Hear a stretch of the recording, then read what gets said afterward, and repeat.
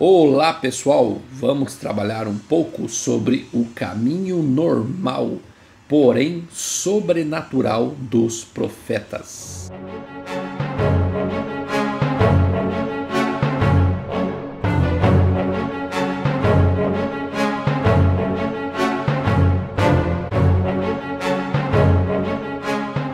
É isso aí pessoal, vamos trabalhar um pouco sobre o que o Tozer e o Gruden falam e vamos pegar aí algumas frases e comentar um pouco sobre esse andar normal dos profetas. Então, olha lá, observe. Um ministério profético vai muito além de sua geração. A veracidade de um profeta é atestada em sua mensagem, a qual transcende gerações e permanece viva mesmo quando o mensageiro morre fisicamente. Ou seja, um verdadeiro profeta não está limitado apenas à sua geração, mas ele está nessa geração, porém a sua mente está cativa ao plano de Deus que passa pelas gerações. Ou seja, os profetas, observe, os profetas estão conectados ao plano de Deus que abrange todas as épocas. Então você precisa entender que o plano de Deus não é apenas para uma geração que está presente e atuando na terra. Deus está trabalhando com o seu plano e esse plano está passando pelas gerações. Ou seja, você tem desde o Éden ali uma profecia que está apontando para a vinda do Messias. Então, não está apenas limitado àquele tempo, mas o plano de Deus vai abrangendo todas as gerações que vão passando pela terra. Então, os profetas, eles andam nesse plano terreno, porém não estão limitados apenas ao que é temporal, ao que é agora. Eles não estão submissos a essa realidade, a essa conclusão terrena que o mundo impõe sobre as pessoas. Suas palavras, que são as palavras de Deus, podem apontar para o início desse plano divino, daquilo que Deus estabeleceu, como também na realidade que eles estão vivendo. Ou seja, eles estão vendo e de alguma maneira eles estão trabalhando para que essa realidade se submeta, se encaixe a esse plano vindouro. Então eles estão nessa realidade profetizando contra situações que precisam mudar ou submeter, ou eles estão profetizando para aquilo que uma outra geração irá viver. Uma outra geração precisará viver, se submeter a esse plano de Deus, né? Vamos pegar o exemplo do profeta Jeremias, na época em que ele estava ali com o povo de Israel. Lembre, Jeremias não era um profeta aprovado no círculo religioso, nem na nação. O rei tinha os seus profetas aprovados, a religião de Israel ali tinha os seus profetas e Jeremias não fazia parte desse círculo, né? E mesmo assim, Jeremias está profetizando, mesmo sem a aprovação dessa ala política ou religiosa, e ele está dizendo no presente que o exército de Nabucodonosor viria e causaria estragos em Israel e eles seriam levados cativos. Então olha lá, Jeremias capítulo 4, versículo 5. Anunciai em Judá, fazei ouvir em Jerusalém e dizei: tocai a trombeta na terra, gritai em alta voz dizendo: ajuntai-vos e entremos nas cidades fortificadas. Arvorai a bandeira rumo a Sião, fugi e não vos detenhais, porque eu faço vir do norte um mal, uma grande destruição. Já um leão subiu da sua ramada, um destruidor das nações. Ele já partiu, já deixou o seu lugar para fazer da sua terra uma desolação, a fim de que as tuas cidades sejam destruídas e ninguém as habite. Cingi-vos, pois, de cilício, lamentai e vai, porque a ira ardente do Senhor não se desviou de nós. Sucederá naquele dia, diz o Senhor, que o rei e os príncipes perderão a coragem, os sacerdotes ficarão pasmados, e olha só, os profetas que eram respeitados na nação. E os profetas estupefatos, ou seja, eles estarão em transe, abismados. Mas aí, pessoal, nós percebemos que essa profecia de Jeremias se cumpre num período de 20 a 40 anos ali, que ele está falando que iria acontecer, contrário daqueles falsos profetas que estavam falando que isso não iria ocorrer, Babilônia não iria destruir Jerusalém. Essa profecia se cumpre. Quando o povo é levado cativo lá na Babilônia, Daniel, que está ali, ele percebe, ou seja, a profecia de Jeremias estava relacionada àquele tempo, àquele momento que Israel iria passar. Então há esse aspecto do profeta, desse caminhar em situações no presente que precisam se submeter a esse plano vindouro, e elas são faladas, elas são declaradas para que haja uma resposta do povo. Agora, nós percebemos também quando Daniel está lá na Babilônia, e ao ele estar naquela situação, o povo já está estabelecido ali naquele império babilônico. Daniel, ele tem uma revelação quando ele começa a ler Jeremias. Olha lá, Daniel capítulo 9. No primeiro ano de Dário, filho de Assuero, da linhagem dos Medos, o qual foi constituído rei sobre o reino dos caldeus, no primeiro ano do seu reinado, olha só, eu, Daniel, entendi pelos livros das profecias que Jeremias tinha dado naquele tempo. Entendi pelos livros que o número de anos de que falara o Senhor ao profeta Jeremias, que haviam de durar as assolações de Jerusalém, eram de 70 anos. Ou seja, ele naquele momento percebe que a palavra profética dada há um tempo atrás já havia se cumprido 70 anos ali no cativeiro da Babilônia. E Israel precisava voltar. Vamos ver a profecia de Jeremias dada nesse tempo, que foi compreendida por Daniel longos anos depois. Jeremias capítulo 29, versículo 8. Porque assim diz o Senhor dos Exércitos, o Deus de Israel: não vos engane os vossos profetas, olha lá, os falsos profetas, aprovados religiosamente e até pelo povo. Não vos engane os vossos profetas, que estão no meio de vós, nem os vossos adivinhos, nem deis ouvidos aos vossos sonhadores, que sempre sonham segundo o vosso desejo, porque falsamente vos profetizam. Eles em meu nome, eu não os enviei, diz o Senhor. Aí vem a profecia. Assim diz o Senhor, logo que se cumprirem para a Babilônia 70 anos, atentarei para vós outros e cumprirei para convosco a minha boa palavra, tornando a trazer-vos para este lugar.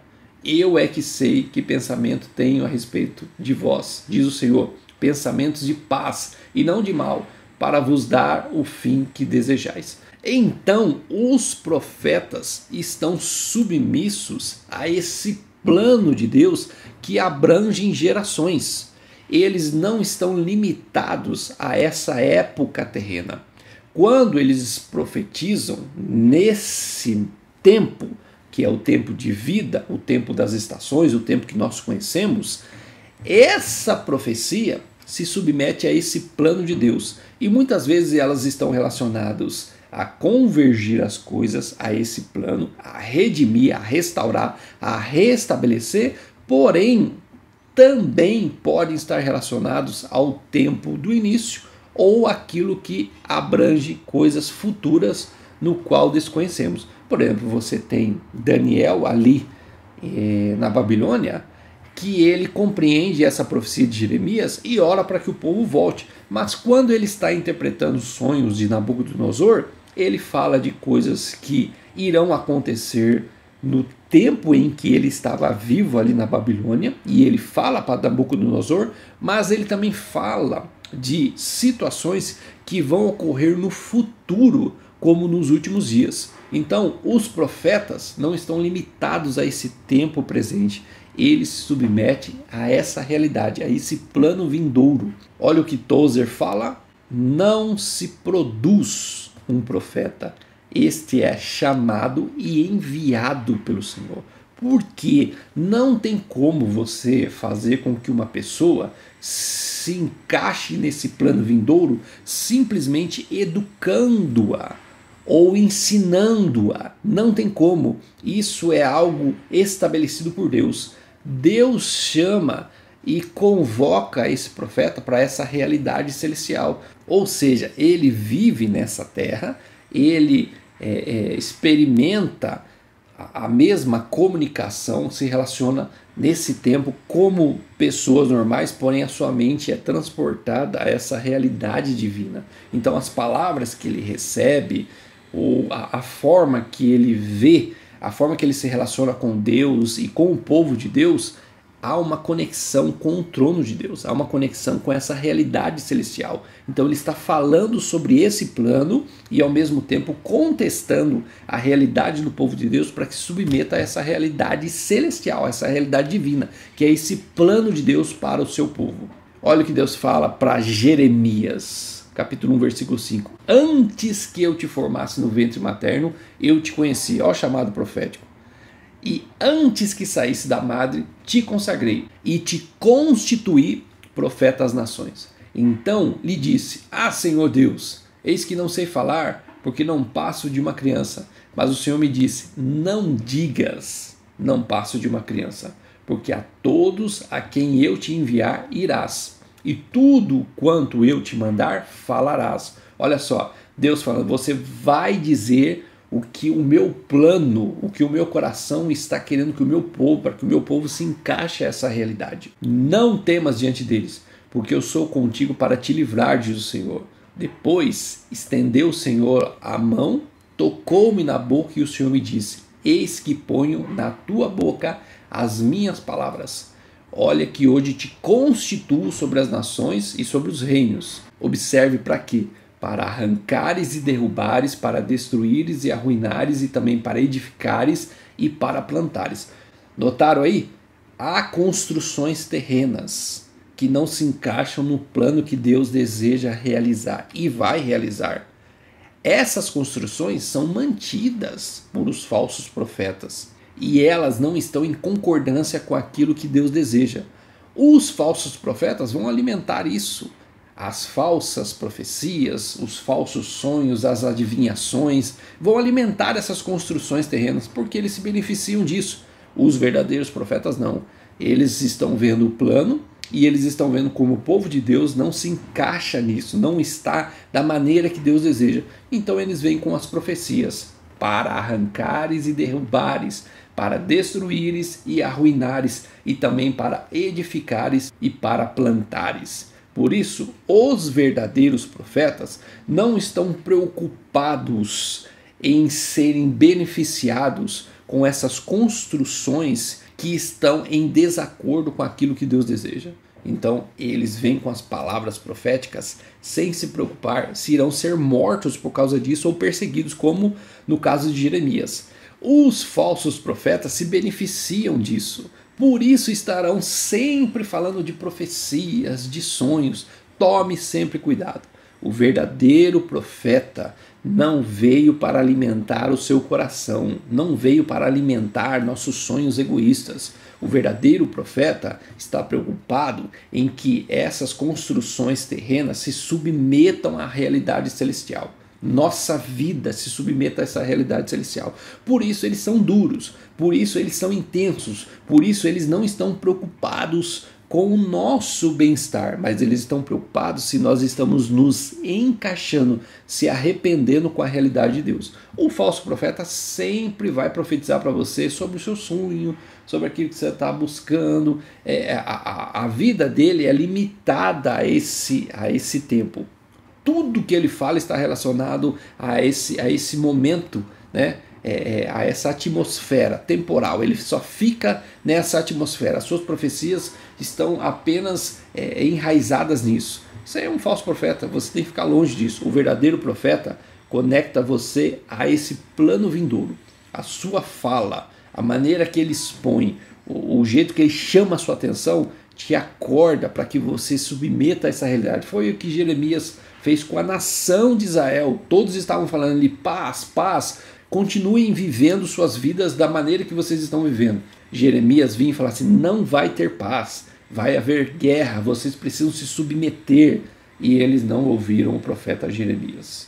Olha o que Tozer fala, a pior característica a respeito desses falsos profetas é o fato de eles difamarem o caráter de Deus a fim de se promoverem.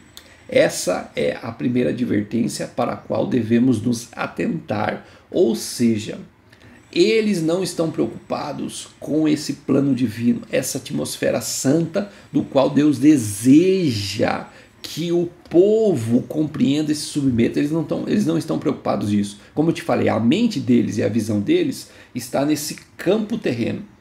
Eles querem apenas se darem bem, serem promovidos, aceitos pelo povo, admirados. Então eles não estão preocupados se a sua vida está se encaixando naquilo que Deus deseja fazer. Esse plano, essa vontade específica e clara. Eles não estão preocupados.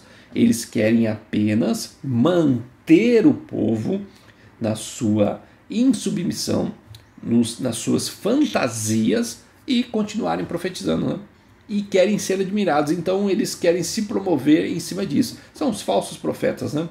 Eles declaram paz enquanto Deus está falando que não vai haver paz. Olha o exemplo do profeta Samuel citado por Gruden, né? Quando Samuel foi designado como profeta, o Senhor estava com ele e fazia com que todas as suas palavras se cumprissem. Por ser Samuel um homem de Deus, um profeta, o servo de Saul disse, tudo que ele diz acontece. Por que que acontece? Porque ele não está nesse plano terreno, consumido por isso, por essas ideias. Ele está numa atmosfera diferente. Mesmo ele vivendo aqui, sua mente está nesse plano de Deus, o seu coração está nisso. Ele foi cativado por aquilo que Deus vai fazer, né? Esse é um verdadeiro profeta, né? Como nós lemos ali de Jeremias, você foi chamado, constituído, você foi arrebatado para estar agora na sala do trono e de lá transmitir aquilo que Deus quer para o seu povo, né? 1 Samuel capítulo 3, crescia Samuel e o Senhor era com ele. E olha só, e nenhuma de todas as suas palavras deixou cair em terra. Todo Israel, desde Dan até Berseba, conheceu que Samuel estava confirmado como profeta do Senhor. Continuou o Senhor a aparecer em Siló, enquanto por sua palavra o Senhor se manifestava ali a Samuel.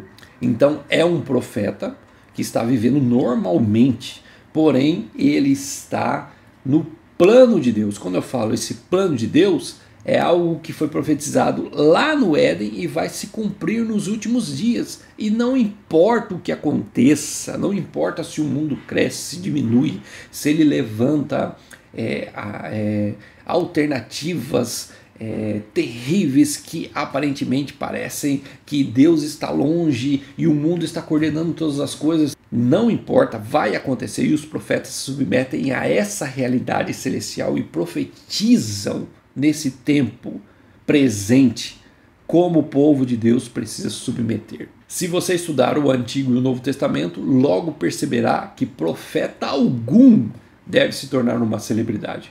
O que ele possui de mais significativo é a mensagem. Olha só a mensagem que aponta para esse plano eterno. A mensagem que transmite, a qual deve estar enraizada no coração de Deus. A ti, pois, ó filho do homem, te constituí por atalaia sobre a casa de Israel. O atalaia é aquele que gritava sobre os muros. O inimigo está vindo, se preparem. Tu, pois, ouvirás a palavra da minha boca e lhes darás aviso da minha parte. Olha só o atalaia, o profeta, avisando incansavelmente para que você acorde, para que você não seja iludido por esse mundo ou tragado por essas falsas visões dos falsos profetas que são tão convincentes. O dever do profeta não é apresentar a sua opinião sobre algo, e sim anunciar fielmente a mensagem e a advertência advindas de Deus. Se as pessoas ouvirem e se converterem de seus maus caminhos, o Senhor as abençoará. Contudo, não é responsabilidade do pastor caso elas não o ouçam nem se convertam. Ele fez o seu trabalho, o restante cabe a Deus. Isaías, capítulo 30, versículo 8. Vai, pois, escreve isso numa tabuinha perante eles, escreve-o num livro, para que fique registrado para os dias vindouros, para sempre, perpetuamente. Olha o valor da mensagem e a preocupação na transmissão dessa mensagem. O profeta preza para que você entenda a comunicação e não que o conheça. Ele está mais preocupado que você compreenda o que Deus está falando e não simplesmente usar isso para que de alguma maneira você comece a admirá-lo. O falso profeta usa da mensagem de Deus, comunicando-a como uma isca para que você o admire. Ou seja, ele fala algo que muitas vezes o seu coração espera, para que os seus olhos se abram, para que você comece agora a segui-lo, a admirá-lo. Isso é o falso profeta, ele usa porque ele se beneficia, ele se aproveita. É como se fosse um alimento para ele ser admirado por você. O verdadeiro profeta está preocupado em lhe passar a mensagem de Deus, para que o seu coração se arrependa, ou seja, para que a sua vida se submeta a essa realidade celestial, a esse plano do que Deus está fazendo. Ele não visa, o verdadeiro profeta, despertar os seus olhos para ele próprio, mas para a mensagem que carrega. Ele não quer simplesmente que você seja encantado pela sua pessoa, pelos seus dons. Esse é o falso profeta, ele sempre vai fazer isso.